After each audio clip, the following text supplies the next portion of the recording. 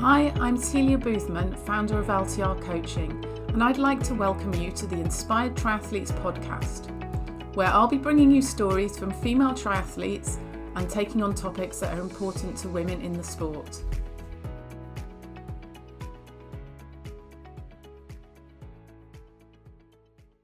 Hi and welcome to this week's episode. I'm here with Kelly Smith from the Black Tri Tribe. Did I get that right? Yes, I wrote it down and I was like, I can't read my handwriting now. So it's great to have you on. You've got loads of energy and I've just, had a quick chat with you and I can feel that coming across. So I really want to dig into how you kind of got started with your tri club. What was the story behind starting it up?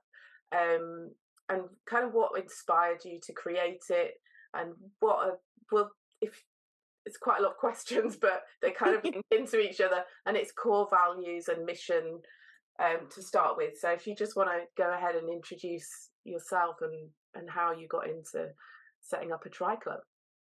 Yeah, so hey, I am Kelly Smith. I am the founder of the Black Tri Tribe.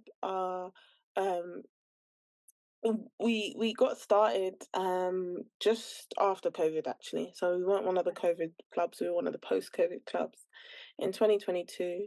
Back in 2021, I went on a triathlon, and this is a tri that I'd been to, I think I'd been to once before, and I'd have a really good experience with them, really local charity event. And I had a great time. And a few friends, I kept tri quite personal to me because most of my Instagram at the time was about hiking. So I thought tri will be my thing. I'm not sharing it with anyone. It'll be my thing. I train alone. I do it alone. It's my baby. I still treat it a little bit like that. But a few people caught on and they were like, we see you every so often come out with these cool medals. What is it that you do? So I was like, oh, I do this thing called triathlon. And a lot of people couldn't even say the word to begin with. So I was just like, okay. So they were like, oh, could we do the next one with you? And I was like, well, actually, I've got a small charity sprint coming up. Like, if you want to come along and do it. And they did. And I had a blast. And then I found out they weren't as kind to everybody else as they was to me. Not everybody had the same warm, welcoming experience. A few people were sent in the wrong direction on the bike course. And as an event organizer, I can now empathize because I understand how difficult it is. But also at that time, I just thought my people deserve better. It was a clear disservice, not just to other women, but to other Black people. It was a mixed group. And then we found out our group picture that we took was on the website a couple of weeks later. All right, okay. So what do you mean by they didn't there wasn't a warm welcome? What happened? Do you share some examples? Yeah, I think England is very polite. So I think often when English people talk about racism, I worked in LA in 2015, and it's very different. It's very different there. Americans are very brash. They're very, loud, and they're very upfront about whatever they feel and however they feel it. So on the public forum, I know this is going on YouTube, I know some people might say, well, that doesn't sound that bad. Like, what? I can't understand the problem. But I think English people are quite polite. No one's going to come up to you and say, I outright don't like you. That's not, and especially not the Southern way things are done. Things are very subtle. Things are very nuanced. Things are very discreet. And I think, especially if I compare my experience, and I've been there before, so if I compare my experience to other experiences, just a welcome, just a hello, just a, this is where you rack your bike, this is, oh, you're taking part today, just the assumption that they weren't taking part, even with a number on, even with a even with cleats and a tri-suit, the assumption was still that they weren't a part of the festivities. So not being given help and support really, Definitely. as new people into but you had a different experience. So do you think you went into it a bit more confidently as well? Do you think you kind of like had the confidence to go in there and be like, yeah, I'm doing I that? think it's difficult because so I've done hiking, cycling, swimming, all of the things for a very long time. The only thing I'm really new to is running. I'm Mm, still an awful runner. I wouldn't consider myself a runner at all. So I think there's almost a known when you're the only Black person in the room, yeah, people very quickly know who you are. yeah, So it was very for a few years. It was just me and my dad doing triathlons together. yeah. So people very much got used to who my dad They was. knew They got you. used to who Yeah, I was. So even if they didn't know me personally, they knew who I was. yeah, Um, and news in the triathlon world spreads quite quickly also. yeah, So people knew what club I attended, people knew who I was, yeah. and therefore I got a much warmer welcome. I think also, I can't remember at that particular event, but at most events I wear, how would you say, Mhm.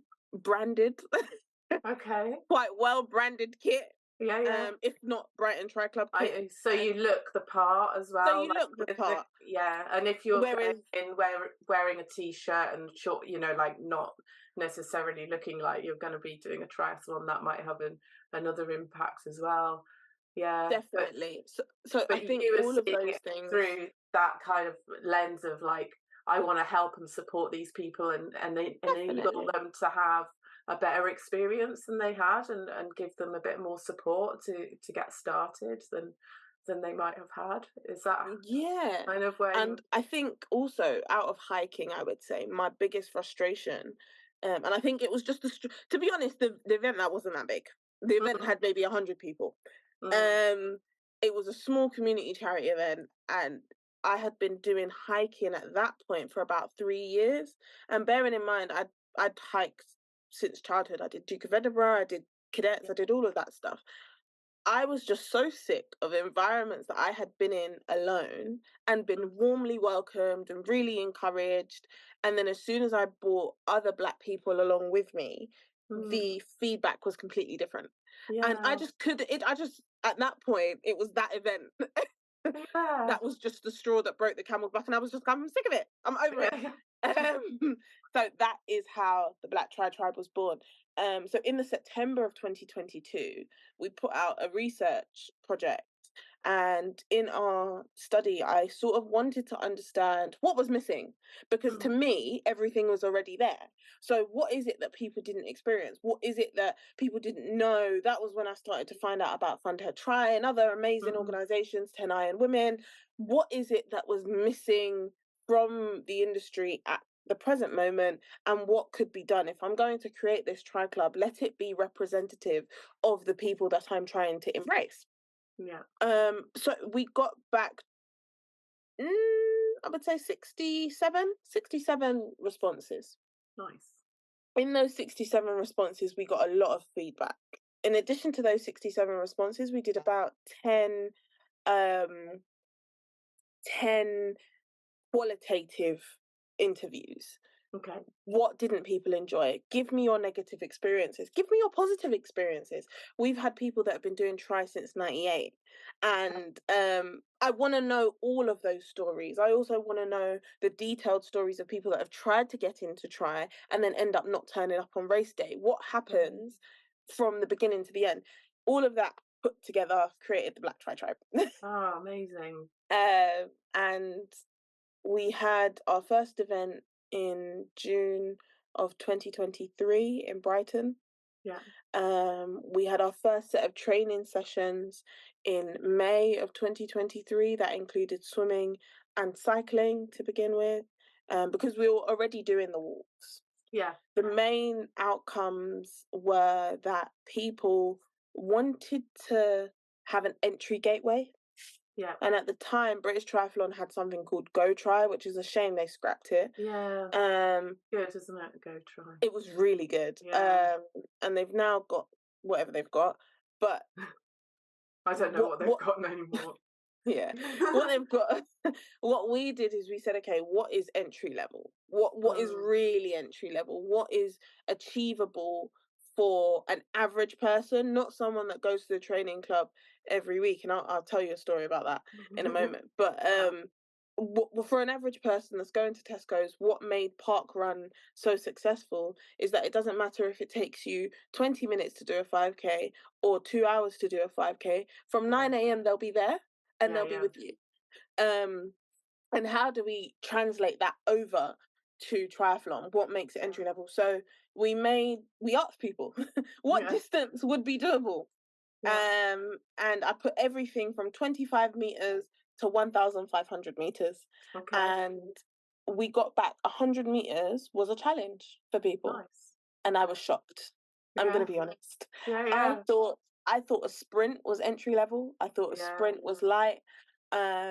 Initially for Brighton 23, I wanted a sprint distance and an Olympic distance. That's what I thought was doable. Prior to starting this recording, we were talking about me doing my first Ironman.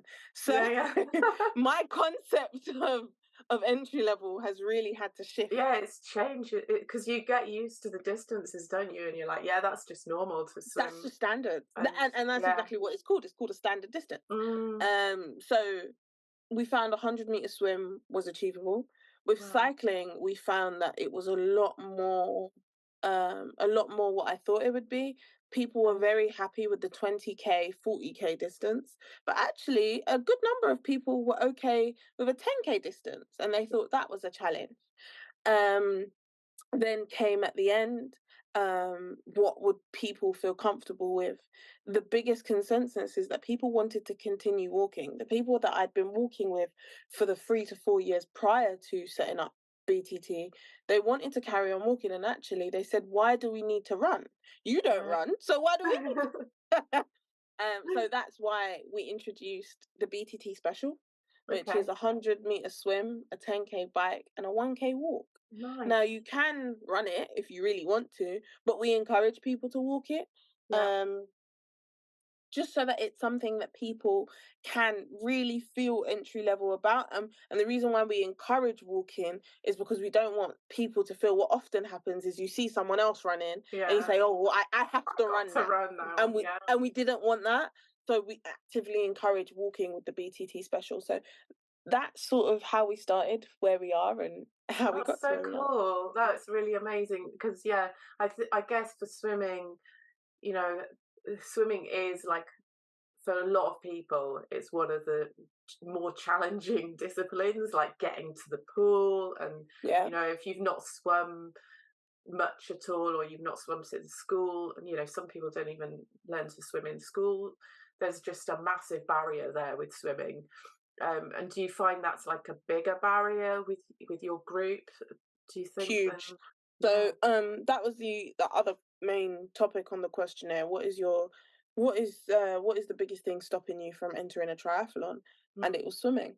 Then we did some more research. We consulted other groups in the space, Fund Her Tri, found out women don't feel included in triathlon. We had conversations around that.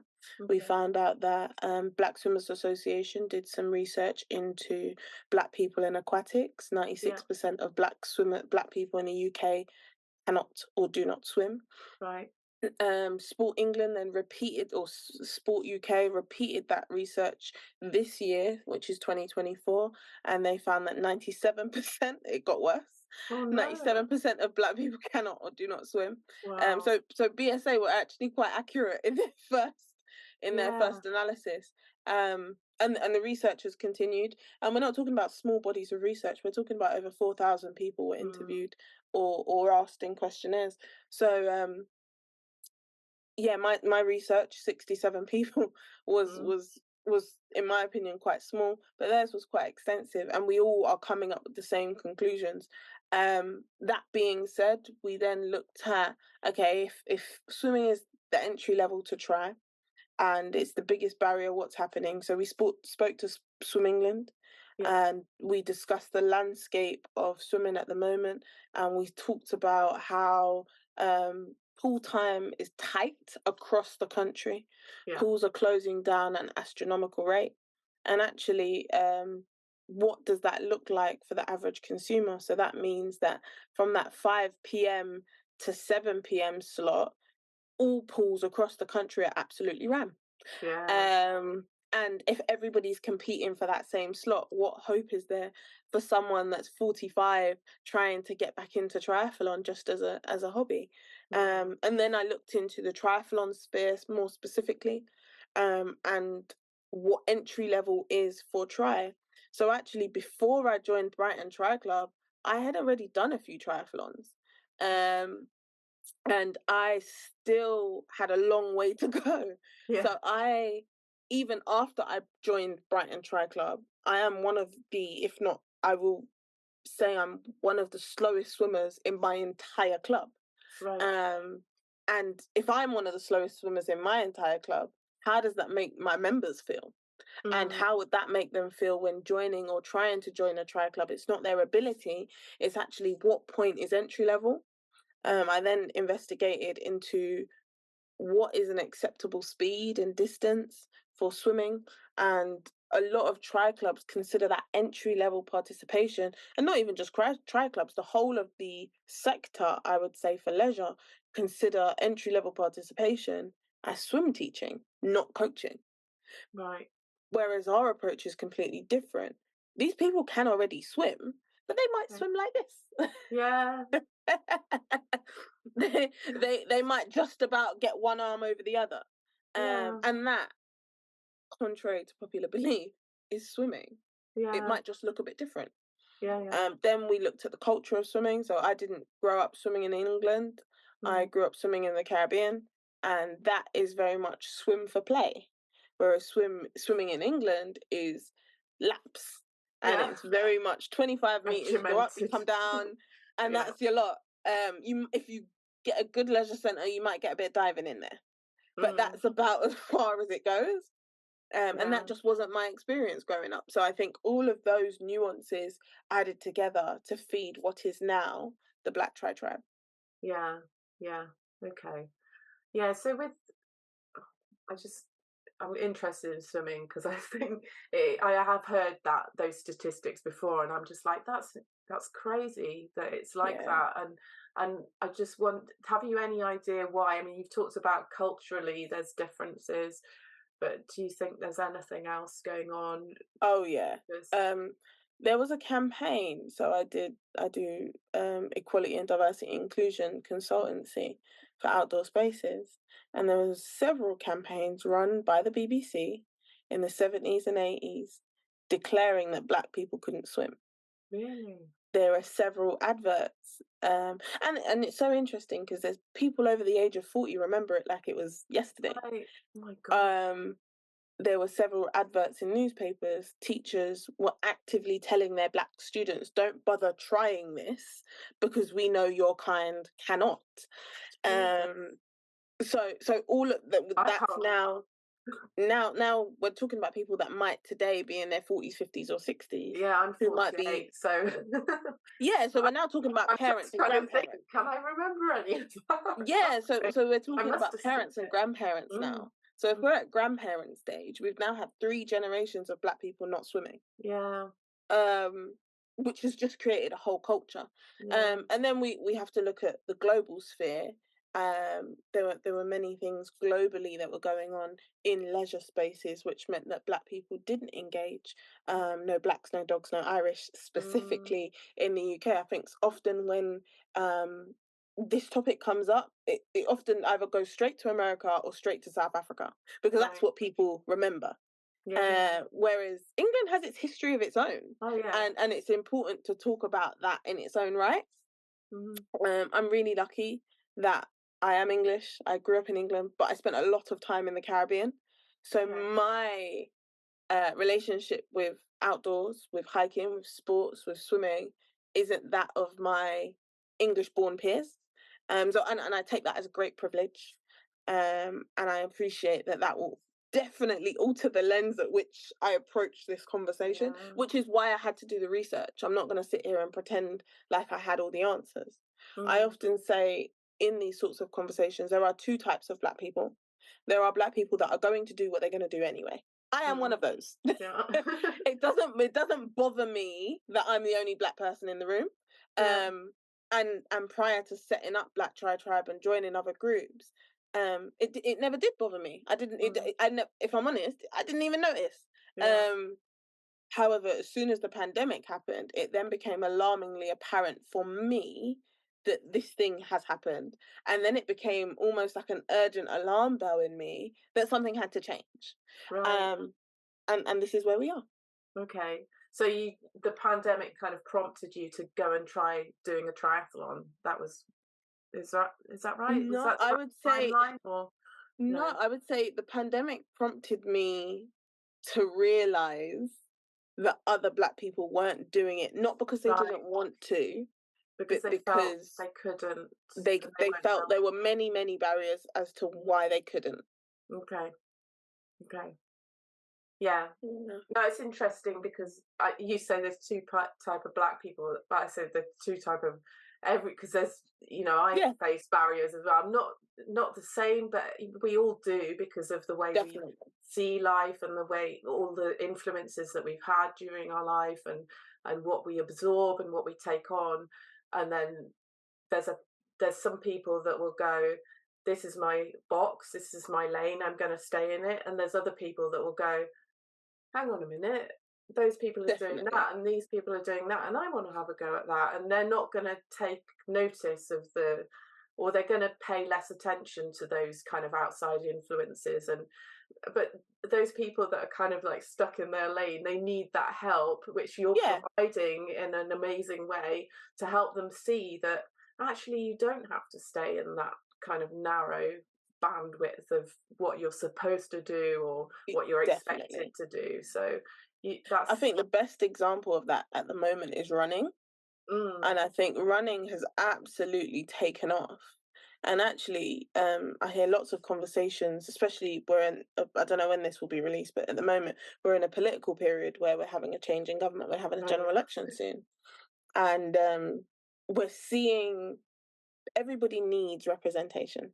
Mm, And I say that to say whether you know that you need the representation or not is a completely different topic.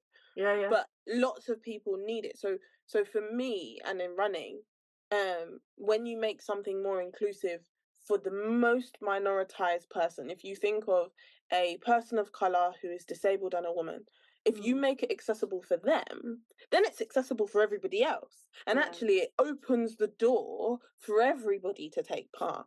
yeah. Um, and I often hear, well, you're doing things for these people and you're doing things for that people. I really try and strip it down to basic things. Like, do you remember when, I think it was 2007, where they made ramp access to shops compulsory? And I Mm, remember we all kicked off and we said, shopkeepers are going to have to spend all this money and da da da da da.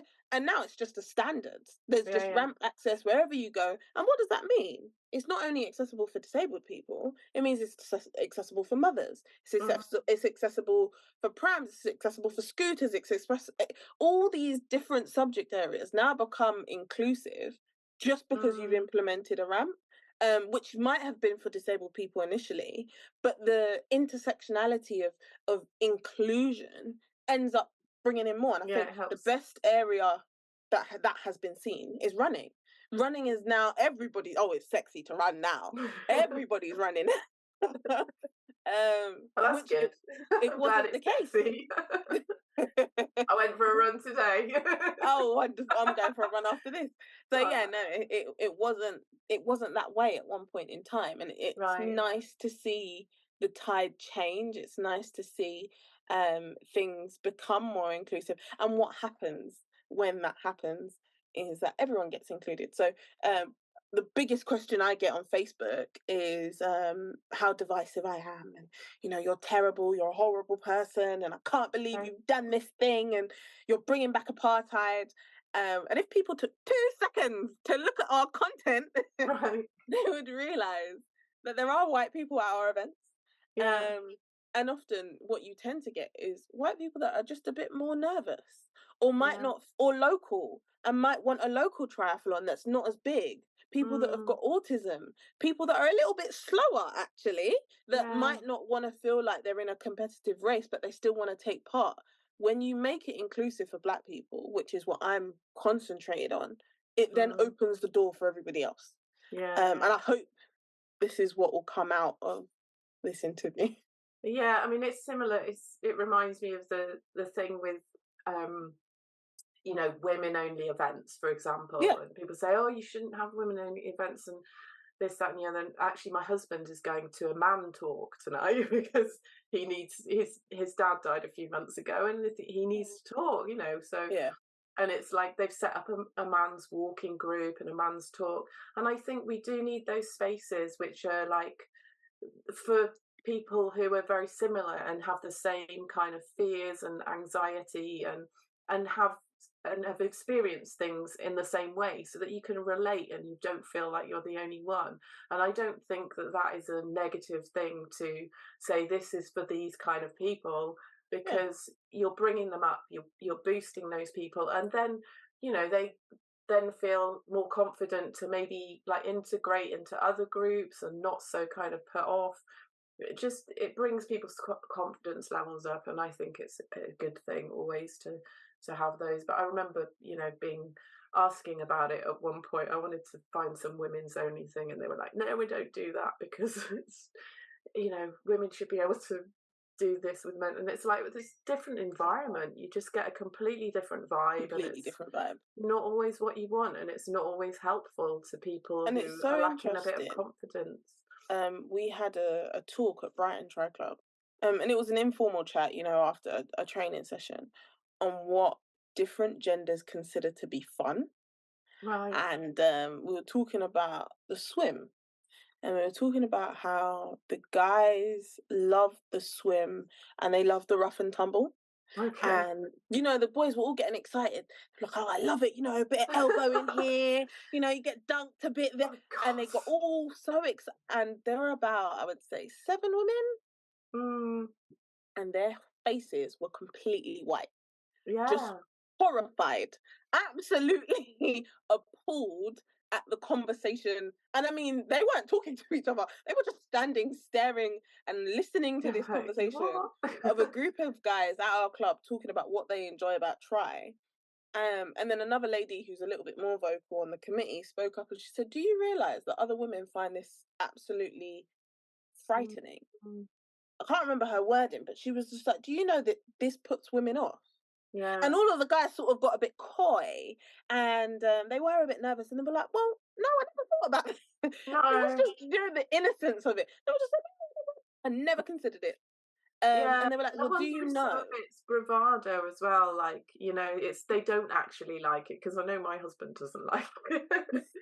So Well, I'm trying to avoid that if possible. And most people I speak to don't really like it. It could be just like a group of men together, like yeah. we're And just they can go off together, yeah, I'll go yeah, first. go do And that.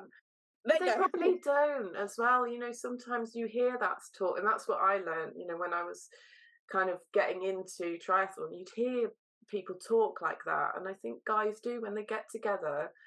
Not all guys, but because I don't Yeah. want to kind of, but they do kind of like one up and they talk a lot of shit sometimes, and And it's just like it's off putting, and it does freak you out. I just used to go there talk. I would have to tell myself, this is what they're doing. yes. It's not real. It's just No. how they talk to each other and how they communicate. It's not. It shouldn't affect me, and I would walk away or just like try and not listen or something. Yeah. It's always And at the start of a race as well. You're like, oh my god.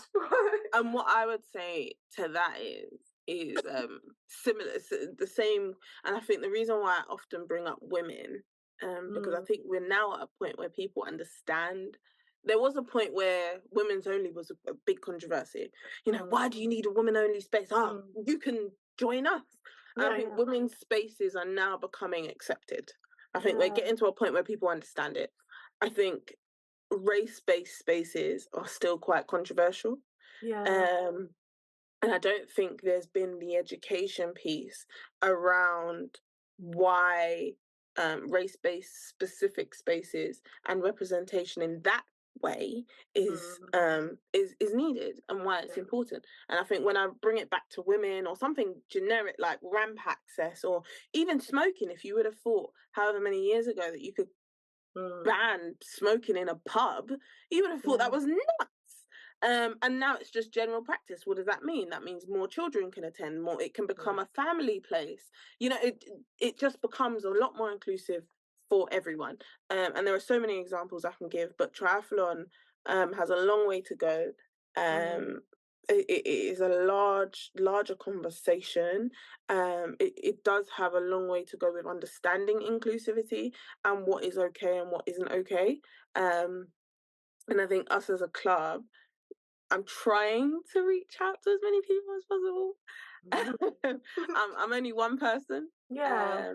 But yeah.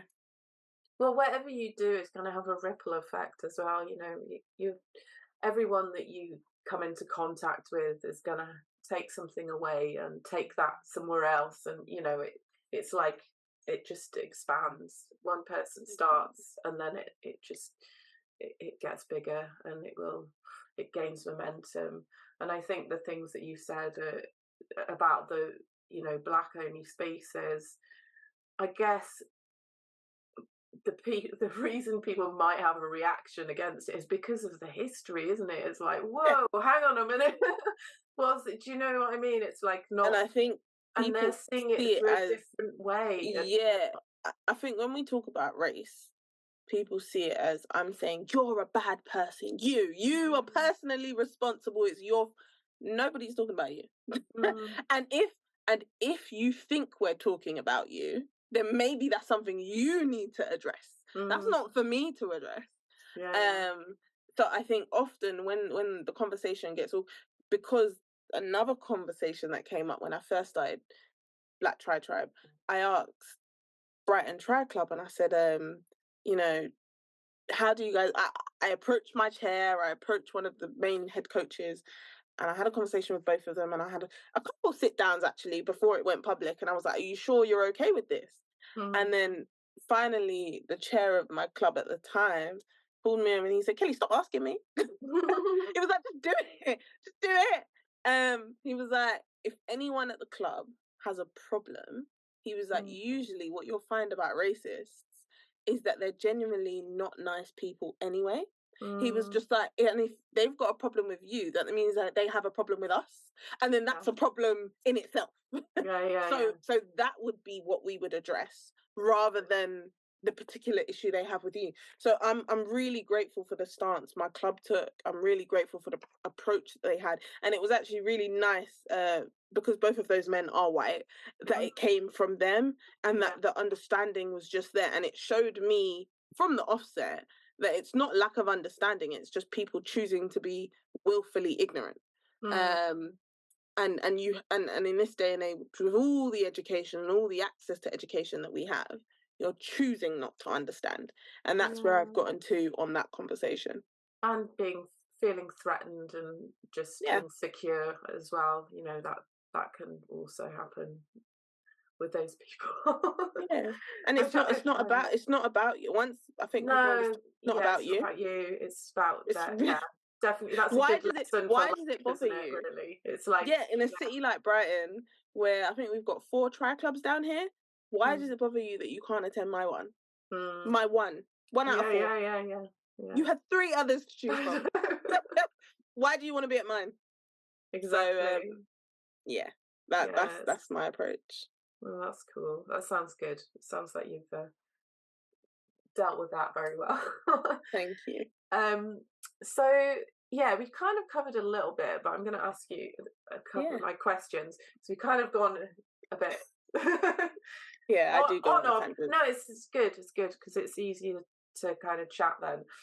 But we did talk a little bit about challenges, but my other question is, what are some of the unique challenges that female triathletes of colour face in the sport?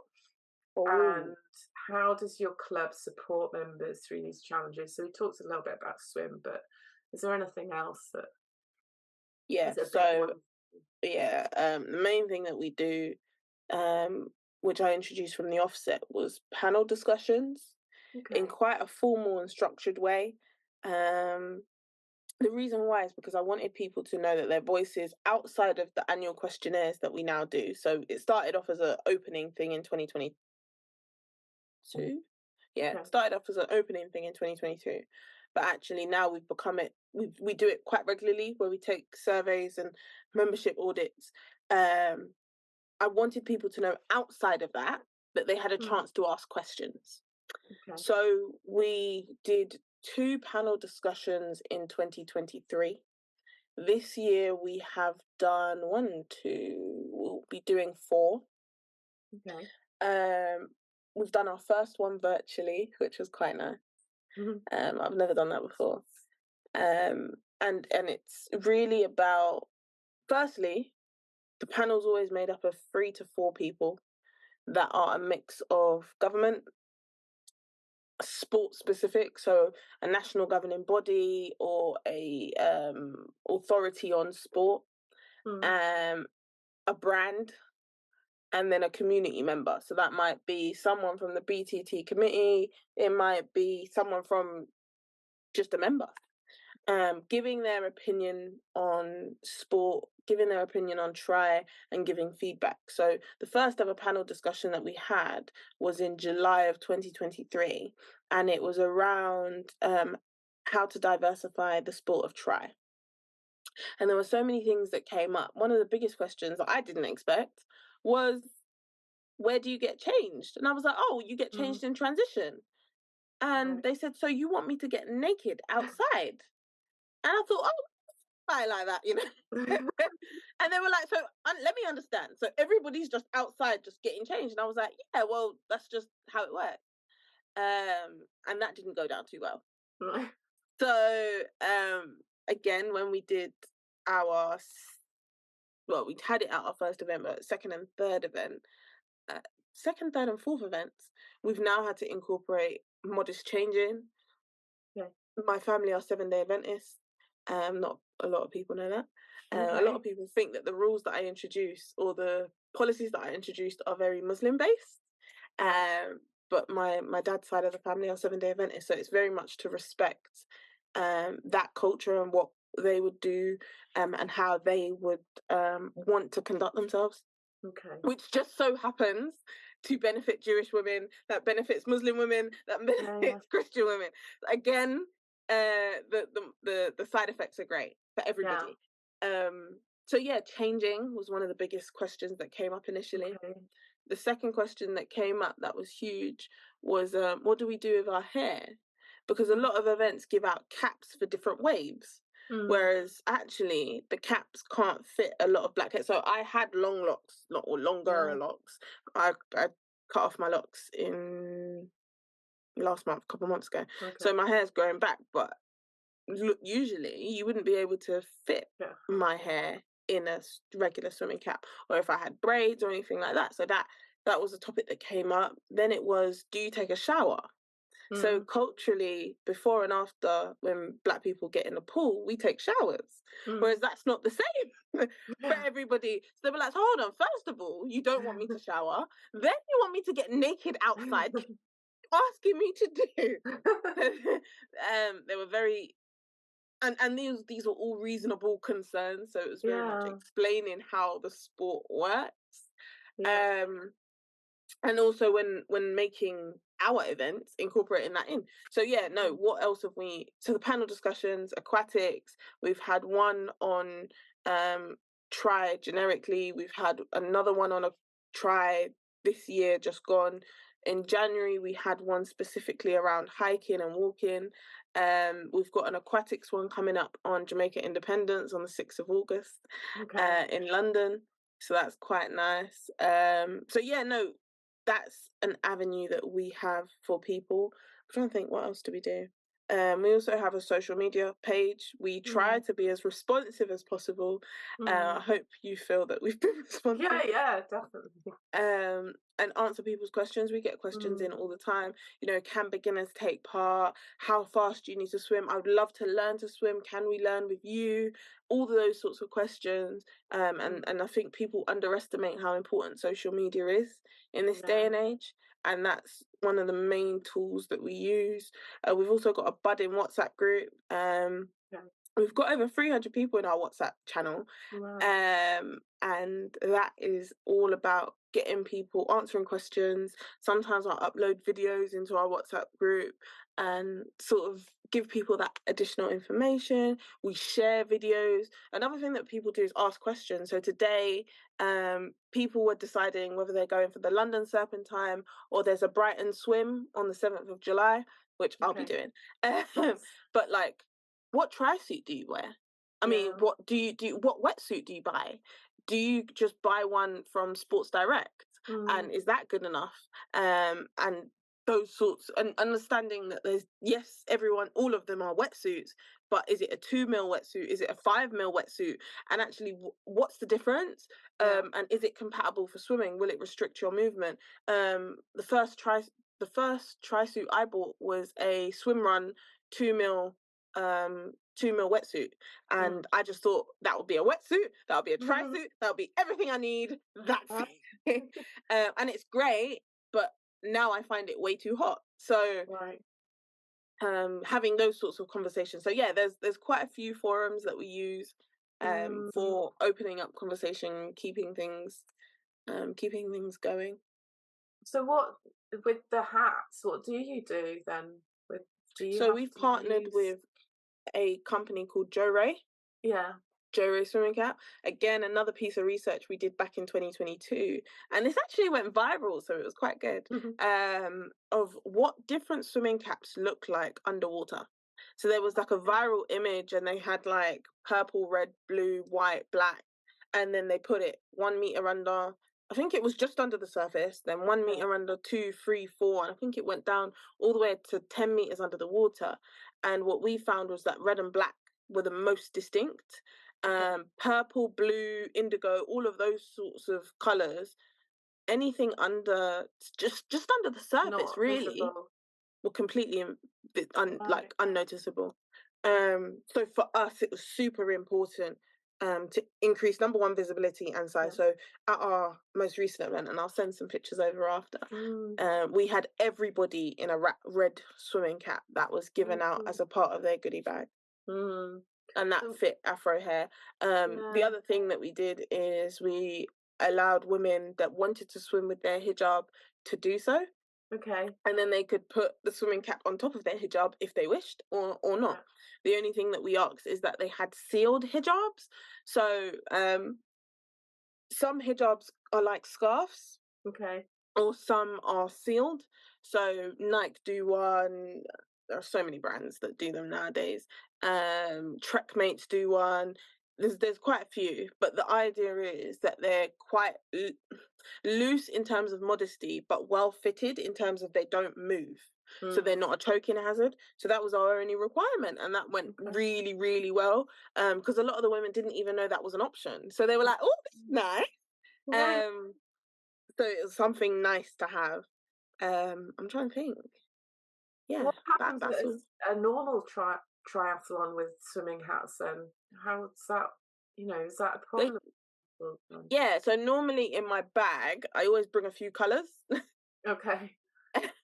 Just I don't have that problem anymore because my hair's a lot shorter. But yeah, I'd always bring a few colors just in case, so that I could fit the wave. It might not be the branding of that event, but the color is generic. I'm just speaking from my own personal experience. Sometimes you just go without. Yeah.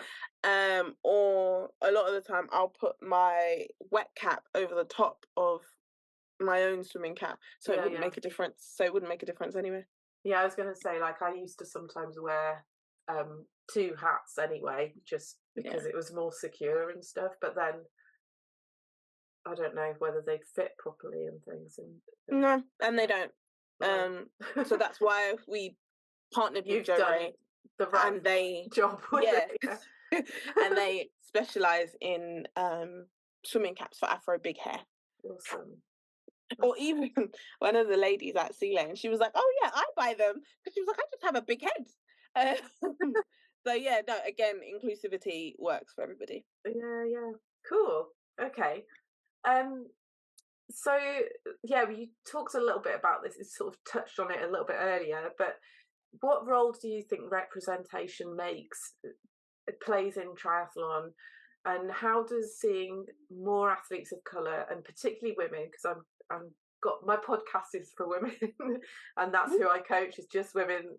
Um, how does that impact newcomers and the broader community? And you've kind of talked a little bit of sort of benefits other people, but if there's anything else you want to add to that about how, you know, seeing people represented actually helps, and whether you've got a personal experience of kind of seeing someone that influenced you at all. Definitely.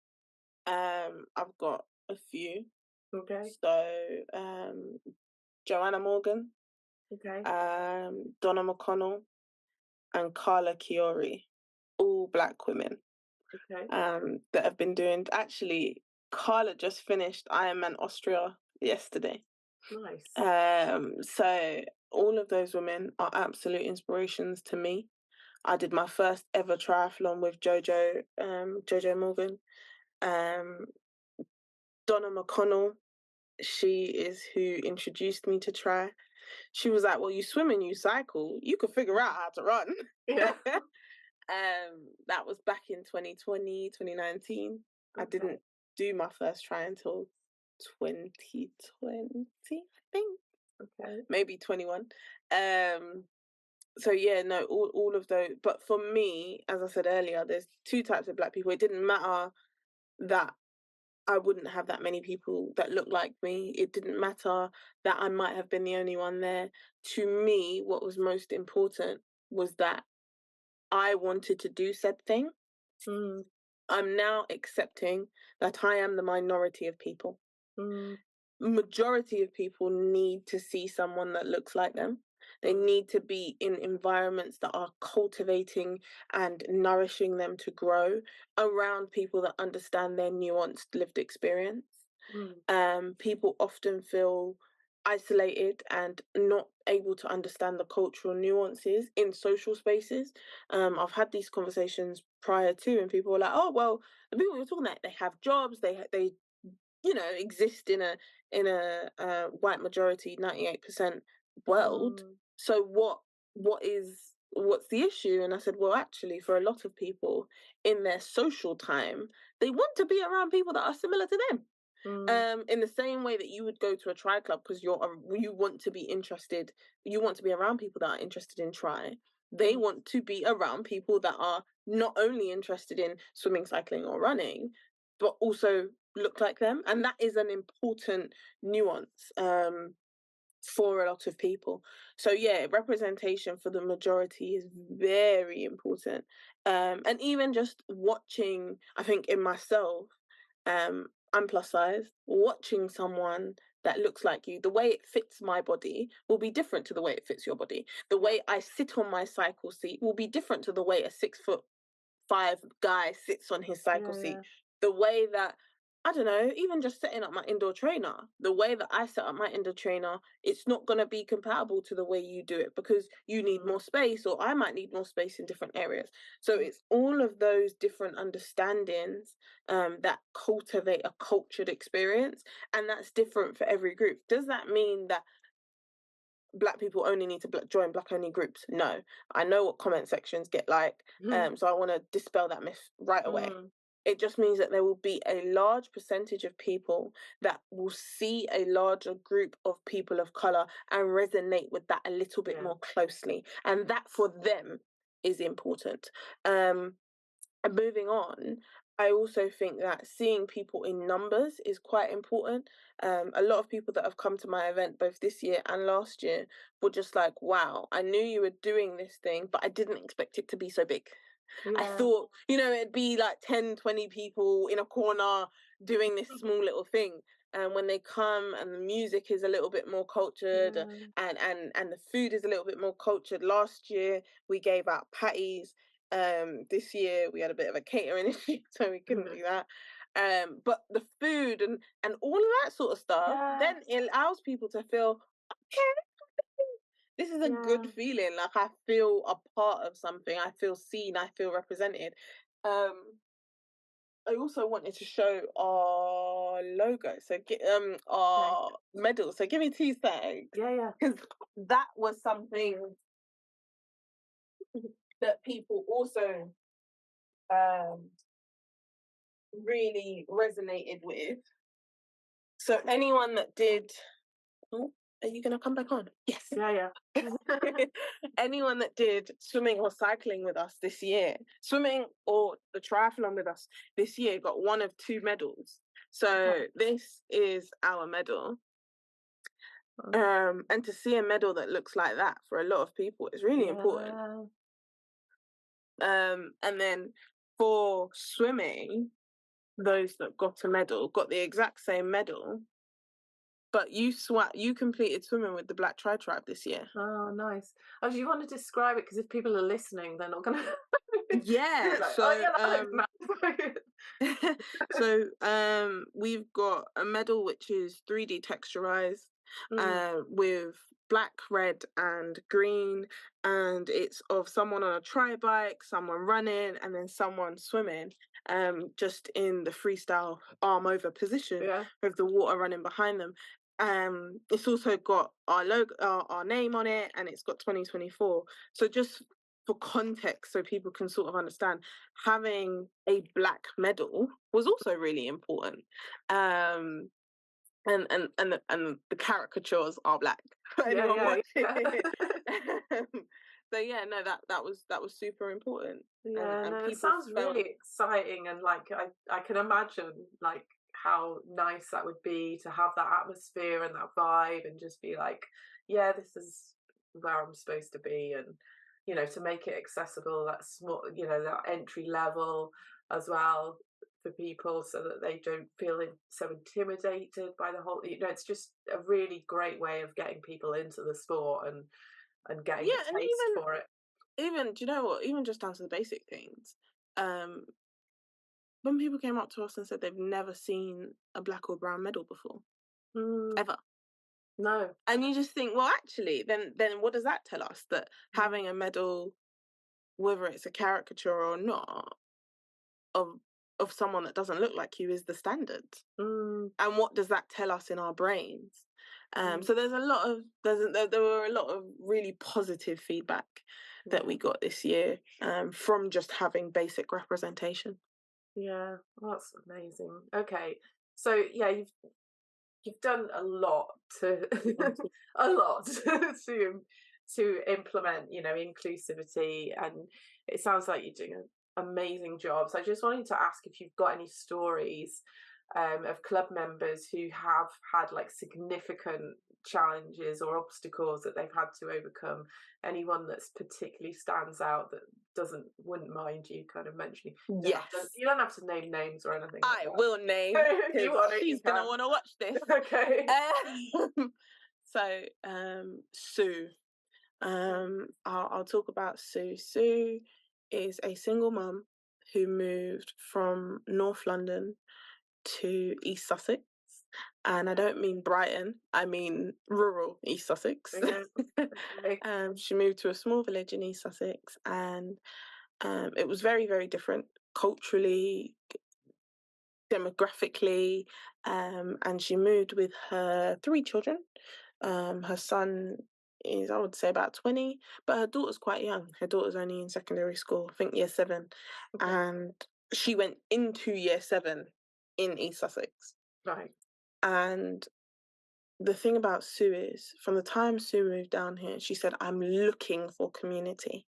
I'm oozing for. She was like, when I lived in North London, I didn't look for other people that looked like me, because there were just so many. I didn't worry about having clubs or representation. It wasn't even something that came to my mind. And now Sue has become one of my biggest champions.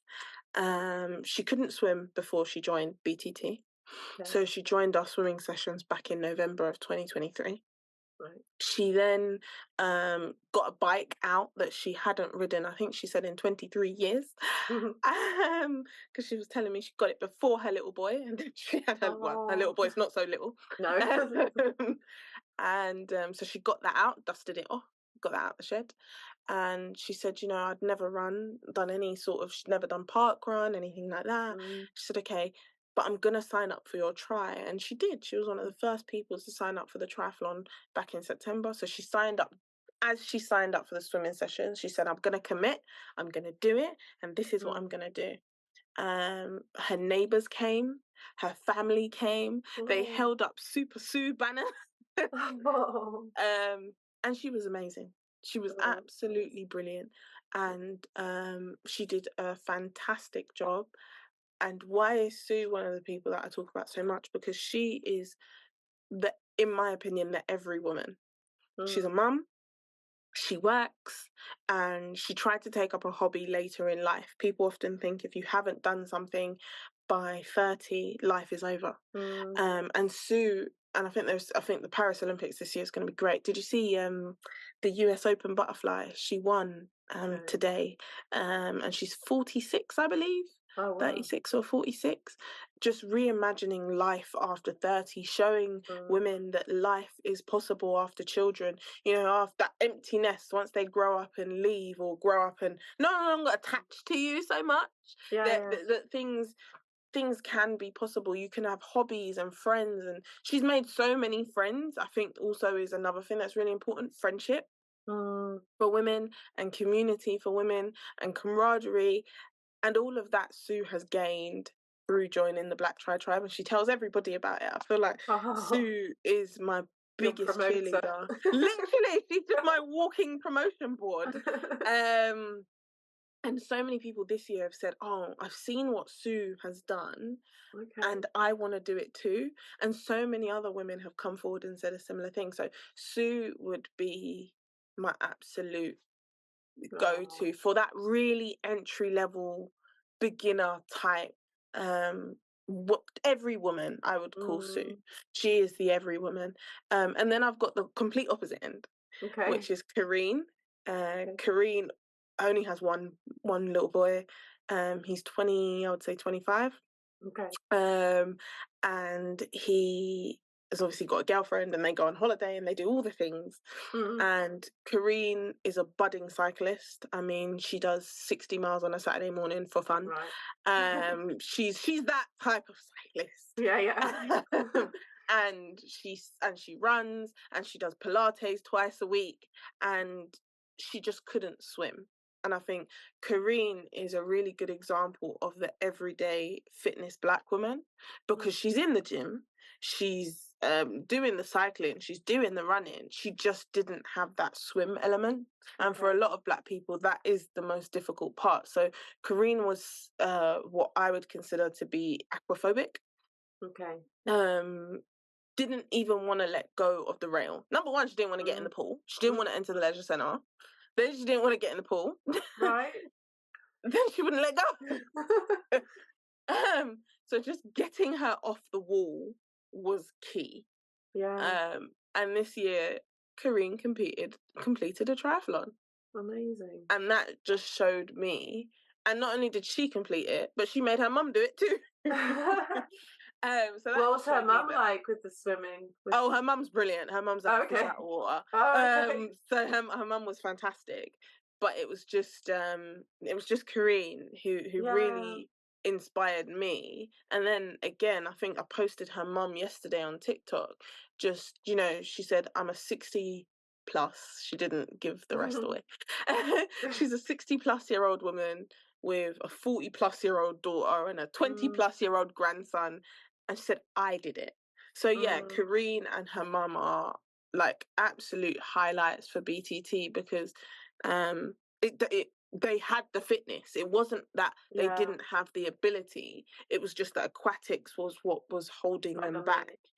And I'm going to make another little segue for 2 seconds. It's all right. Black Tribe is about entry-level participation for Black people. And the reason why it's so specific is because without that aquatic ability, we cannot get people into multidisciplinary sport. And whether it's paddleboarding, surfing, kayaking, whatever, I don't know, synchronized swimming, if we don't get that basic aquatic ability down pat, we're never going to get people in through the door. So for me, to continue to have that regular training session, we have, just as we finished, so we closed for the summer, but just before we finished, we had 7 venues across 2 cities running. That's 6 in London and one in Sussex. We're moving to 10 venues in September. Wow. And it's important that people understand why the focus is on aquatics and cycling. We've only got we only do running once a week in each city. But why is it so important? And that is why, is because you can join a million running clubs, you can join a million cycling clubs, but that entry level aquatics specifically geared towards triathlon is key. There's not much, because the tri clubs just kind of like, it's like baptism by fire. Kind of like go in and it's like, whoa, everyone's really fast, and so doing 1K at least probably per session. You know, it's I would also say, like, some of the I promised to tell a little aquatic story earlier. Okay. One of the venues that we actually lost our contract for didn't fully understand the concept of what we're trying to achieve. And they said, so basically you're just a swim school. And I said, no. So we've got people that are already triathletes, like we've got that entry level. And they said, well, we've got 2 other tri clubs here. And, you know, I know who their tri clubs are. Right. They've got channel level swimmers. Yeah. The channel. Yeah. Like, who does that? Well, clearly they do. Yeah. And I said, well, our group we're never gonna be that, ever. And even if we have individuals in our group that are doing that, that will not be the core of our group. Our group is a tri club, but we're an entry level tri club.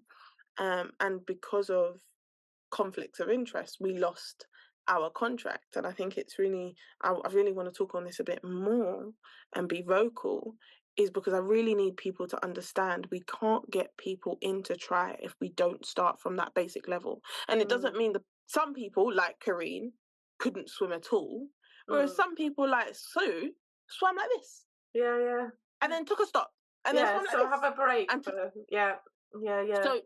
So to you, that might be non-swimmer, but to others, that might be getting on. Yeah, no, that's definitely is a swimmer, but it's like, just how confident you are and what support you need and what kind of environment you need to be able to go in and do that, because it's not in a standard kind of tri club situation. No. If you're at that level, you need something more to bridge that gap a little bit. So So I just thought I should give that. No, that's fine. Yeah, it's interesting. I think that's like like you said, the 100 meters is kind of like, whoa, that was quite a shock, isn't it? 100 meters being a challenge, kind of. And I suppose it is. It's like got to swim a length, and then a lot of people sort of swim a length and then they stop. You know, I see people in the pool in just a day quite often that do that. They'll swim a length and stop for ages, and then they'll swim a length and stop.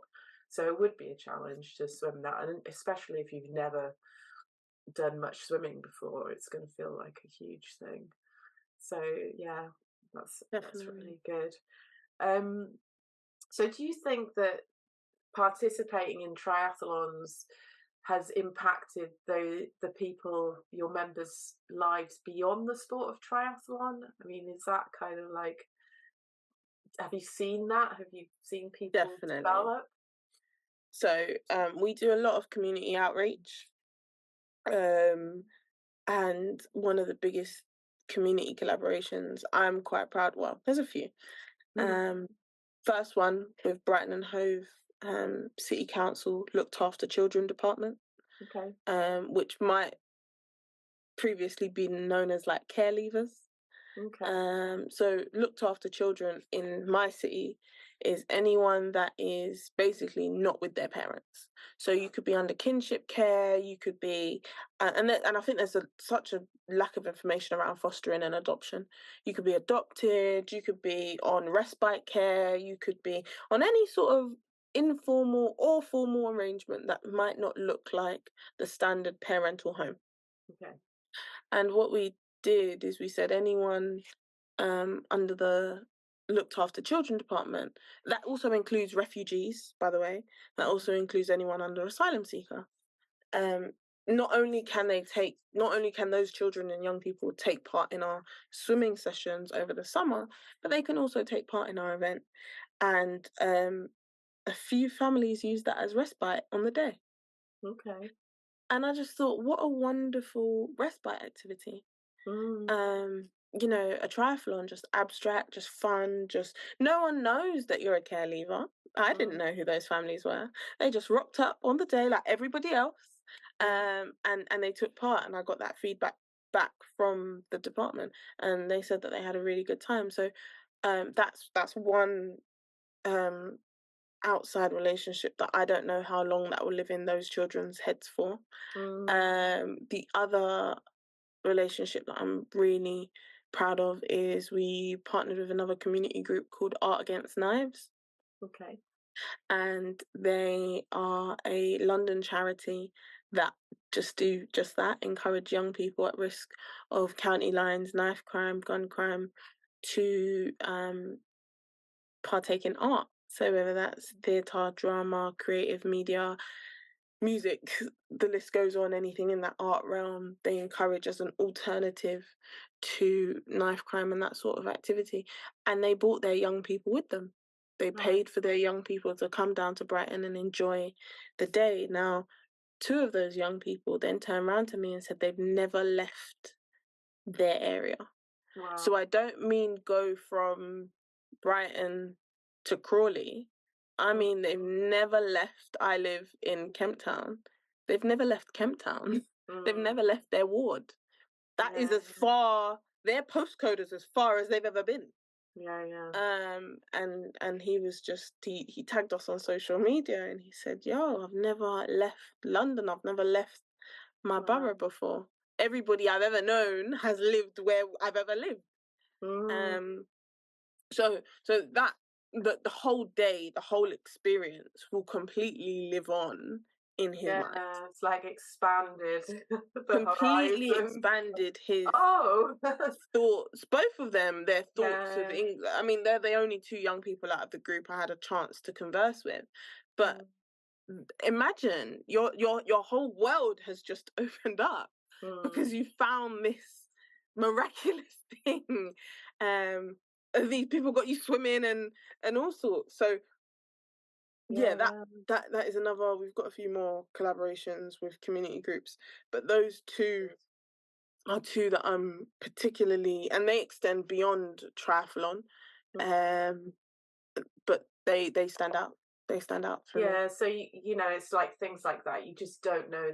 There's things that I can remember that I did when I was younger, and you have these points in your life where it's like, I remember that, and it just plants a little seed of something which then can develop later on. You know, you might have forgotten about it for years, and then you're like, oh, hang on a minute, I can remember that I did this, and this is why I'm maybe doing that. You don't always link it at the time. So I find that amazing that, you know, you can have those experiences and then it doesn't necessarily have like a huge impact at that moment. Later it's going to be, you know, and you're showing people that they can do those things and planting those seeds for discovery later.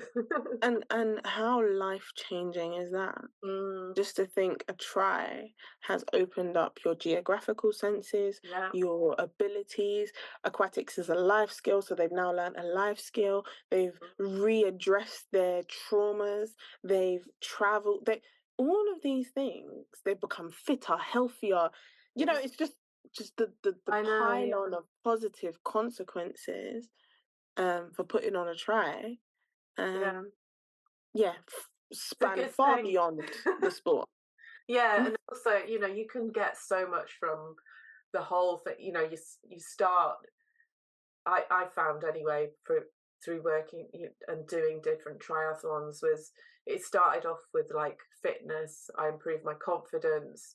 I like started to manage my fear better, and then I started working through like trauma, like childhood trauma and parental, you know, sort of like, why am I doing this? Like, what am I trying to get from it? Am I looking for approval? You know, all these questions. You can like the amount that you can grow through the sport, and any sport, but triathlon is what we do.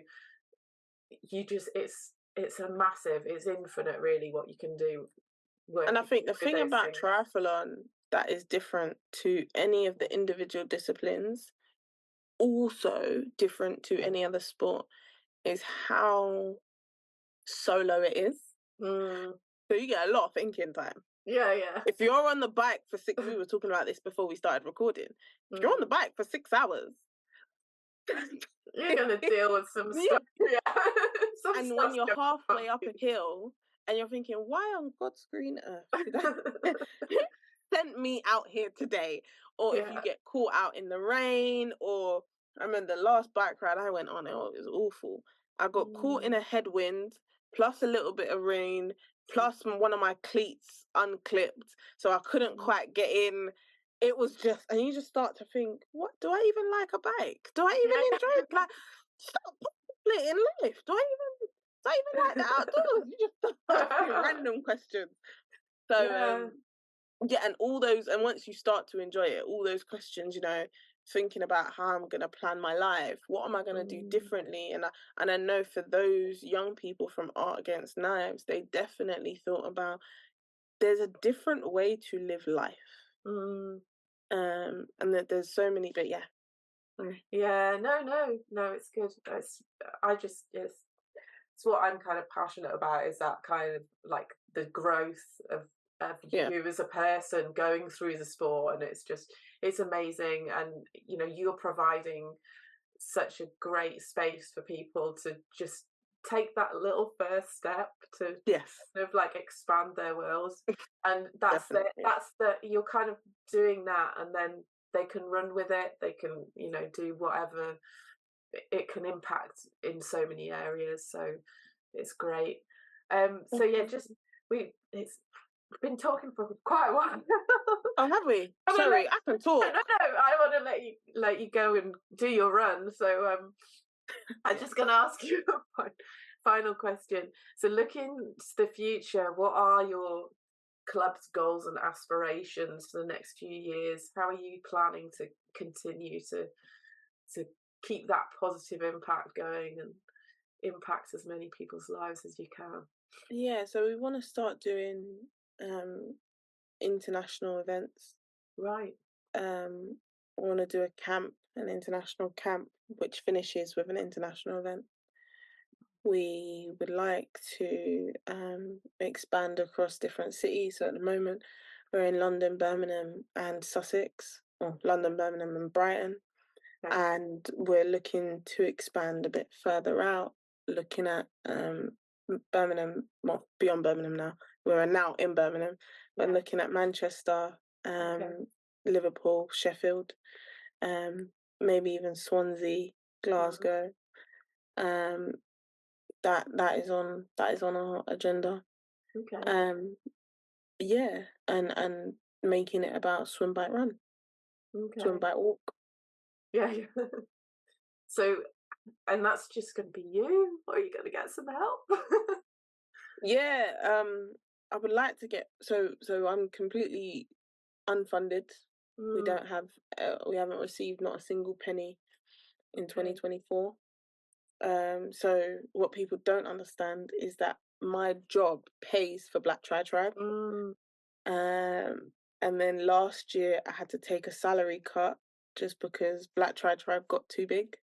Right. So last year we did get a little bit of funding, and I mean under 10 grand. Okay. So we got a little bit of funding, and I just capacity wise I couldn't deal. I was at middle management before, and I couldn't handle being at middle level management and running a whole club. Right. So I've now got an entry level job and I love it. Nice. But that's taken a significant cut in my salary. I've almost halved what I used to make, which has meant that we've had to withdraw how much we're now able to do. Okay. So last year, as I mentioned, we had quite a few events. We had one try in London, one try in Sussex, whereas this year we've only had the Brighton try, and that's all we're doing. We had a small duathlon in London, But when I say small, it was really small. And yeah, I next year I would love to have a triathlon in London again. Mm. If someone can fund You me. need some funding. Yeah, if It someone could sounds send kind of some. like it sounds like you're kind of stepping into a role of wanting to go into more kind of expanding triathlon to me. Yeah, Thinking like if you definitely. could like make your job that would be like amazing, wouldn't it? I knew this question was coming. I often get this question. So if I was to get 100,000 tomorrow, would I quit my job? No, Really? no, I Okay. wouldn't. I like my job. Right. I enjoy what I do. In fact, my line manager often watches the things that I do. Okay. And he cheers me on, and he encourages me, and he gives me time off. Right. And he's one of my that big. I'm super grateful for my job, Okay. and for the team that I have, and I wouldn't have it any other way. Right. I also know I'm not the best person to run a tri club. Okay. I think I'm the most passionate because it's my passion project. Yeah. But I also acknowledge that not everything has to be you. And I know that there are people that specialize. My job, I think we spoke about what I do separately. I Mm. do nothing to do with sport. Nothing to do Yeah, with yeah. sport, nothing to do with community, nothing to do with social engagement. That But has you were nothing to do with my management job. though. You were management before though. Yeah. Yeah, but So you could manage it maybe? I can. I can, but it's not my sphere. Okay. I believe in letting experts do their job, and Right. I'm not an expert in this field. Okay. Um, I'm a project manager, just Yeah, not yeah. in this domain. Yeah, yeah. So yeah, no, just So you're getting. looking to get more funding to keep the If events I could, going and yeah, increase the number of events if or even get possible. quality coaches. Like, Mm. I would love to be able to, similar to yourself, I would love to be able to pay some good coaches. So, like, Mm. one of the things that the members were crying out for, now they're at that sort of better level, and they are aquatic and they are safe. They were Mm. like, okay, so when are we going to do some open water swimming? Right, And I yeah, was like, yeah. I'm not qualified. Yeah, and you So have it's to, almost yeah. the club is now being hindered by my own ability and what I can cover. And I think that's a massive shame. Mm. Massive shame. So yeah, if I had funding to pay people, I would love Yeah, to have you'd some have coaches people in. Yeah. Okay, well, if there's anyone out there listening in. that can Yeah. donate or help funds, then they can get in touch with you. But if people want to find out more about you, then where can they find you and how can they?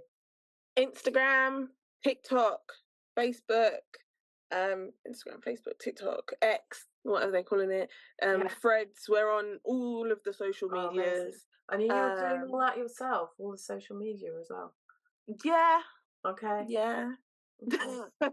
As you've experienced, yes. Yeah, no, so from time to time, we'll get like ad hoc help in, but Right. as everybody knows in the world of sport, volunteers come and volunteers go, and Mm, it's not, and people's lives change, so that's not a yeah. bad thing. It's just reflective of people's abilities and commitments. So Mm, I've had help intermittently, but for right. the most part, whenever people message or email, they're talking to me. See. Okay. And Yeah, it's the Black Tribe they can search for, and they'll find you on Instagram. yeah. And Instagram, Black Tri Tribe, TikTok, Black Tri Tribe, everywhere is Black Tri Tribe. I'll put the links Email, anyway, so I'll put the links. email blacktritribe@gmail.com. Okay, awesome.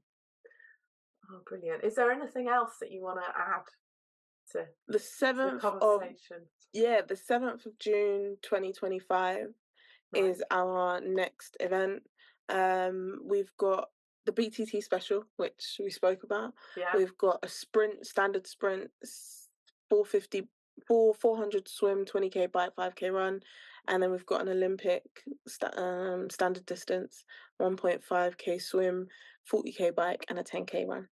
Nice. That'll be cool. And we've got new, more feminine medals for next year. Oh, good. So that was another piece of feedback. The medals were too masculine. We want women. So yes, because the medals are more feminine next year. Yeah. You can alternate maybe, or have like a mix. Yeah. Working on having a mixed one. So next year's are a feminine one. Oh, lovely. That's brilliant. Well, it's been amazing talking to you, and I can see your passion for everything just shines through, and you've got loads of energy to input into the club. So I can see, the impact that you're making is going to be massive, and I hope that you can get funding to keep it going and to add more and expand it all, because it's just great. Really positive. I love it. Thank you so much. Well, you've got my bike in the background, so you definitely know I do try. Yeah. So yeah, thank you so much. Thank you. No problem. Thanks for listening today. Have a great day. Take care. Bye for now.